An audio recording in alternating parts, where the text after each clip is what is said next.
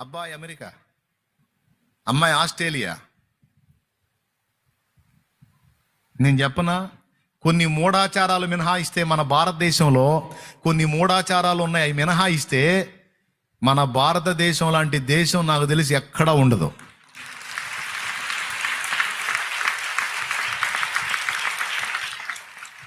మన దేశ సంస్కృతి సంప్రదాయం, అందులోని నాణ్యత, బంధాలు, వాటి యొక్క విలువలు బైబిల్ చెప్పినటువంటి ప్రమాణాలకు చాలా వరకు రీచ్ అయ్యేది ఇండియా. ఒంటి నిండా బట్ట కట్టుకునే సౌకర్యం ఇండియాలో ఉంది.